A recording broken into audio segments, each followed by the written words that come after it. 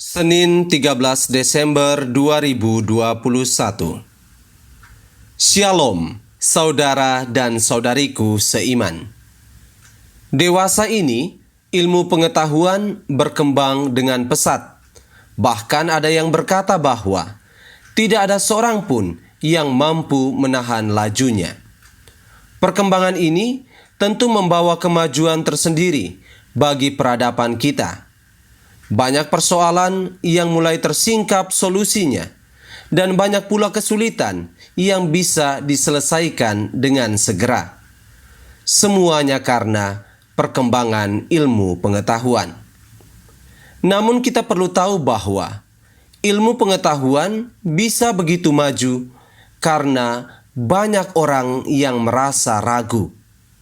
Apa maksudnya? Untuk bisa mencapai suatu penemuan baru, seseorang tidak boleh puas atau menerima begitu saja segala yang telah ada. Ia harus punya keraguan, sehingga keraguan itulah yang memotivasinya untuk menyempurnakan sesuatu yang diragukannya. Sebagai contoh, dahulu orang yakin bahwa manusia tidak mampu untuk terbang.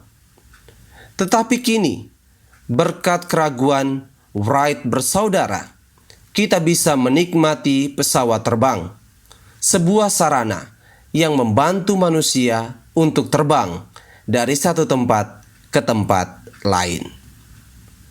Saudara dan saudariku seiman, ilmu pengetahuan memang membutuhkan keraguan demi memperoleh penemuan baru. Tetapi tidak demikian halnya dengan iman. Dalam Injil hari ini, yang diambil dari Injil Matius, bab 21, ayat 23 sampai dengan ayat 27, para imam kepala dan pemuka bangsa Yahudi datang menemui Yesus untuk mempertanyakan kuasanya, atau lebih tepatnya, mereka meragukan kekuasaan Yesus. Mereka menilai bahwa Yesus berkarya dengan menggunakan kuasa yang bukan dari Allah. Sehingga dalam perikop Injil lain, secara terang-terangan, mereka menyebut kuasa Yesus itu berasal dari Beelzebul, penghulu setan. Alasan timbulnya keraguan ini karena selama itu mereka melihat tidak ada seorang pun yang bisa melakukan banyak tanda selain Yesus. Tidak ada seorang pun juga yang begitu berwibawa dalam pengajaran seperti Yesus. Kuasa Yesus itu bagai suatu anomali, ketidaknormalan bagi mereka. Maka mereka sungguh meragukannya. Berhadapan dengan keraguan ini, Yesus tidak kehilangan akal. Secara bijaksana, ia malah melontarkan pertanyaan balik kepada para imam kepala dan pemuka bangsa Yahudi itu tentang kuasa Yohanes Pembaptis. Sebelum Yesus tampil di depan umum, Yohanes Pembaptis amat menyita perhatian karena pewartaannya tentang pertobatan dan cara hidupnya yang khas. Alhasil, banyak orang yang mengikutinya dan menjadi muridnya. Maka Yesus bertanya kepada mereka tentang asal-muasal kuasa Yohanes Pembaptis.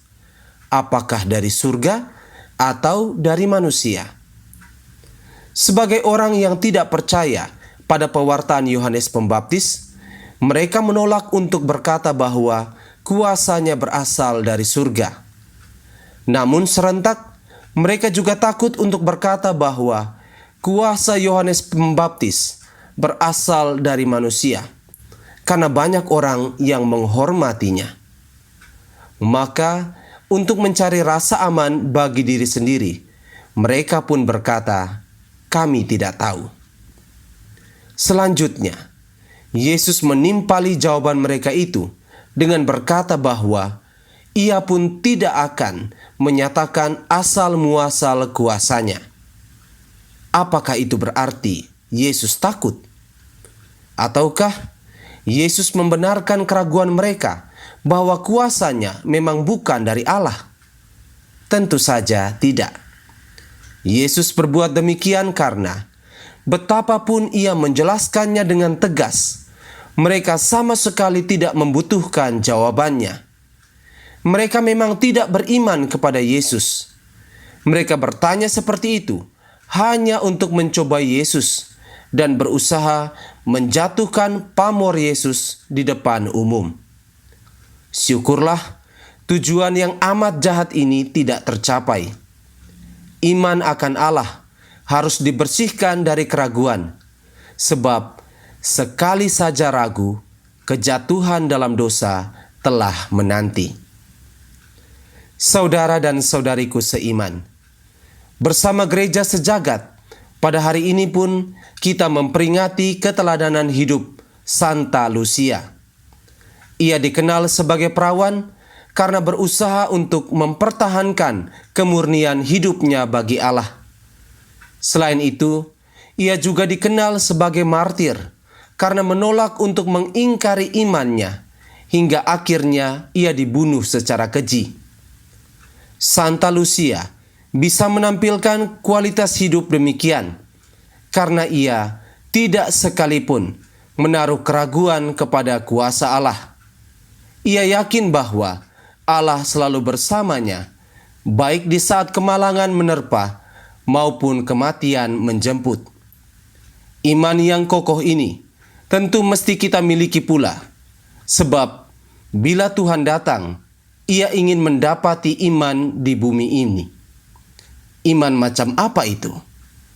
Iman yang lahir dari suatu kebutuhan mutlak akan Allah.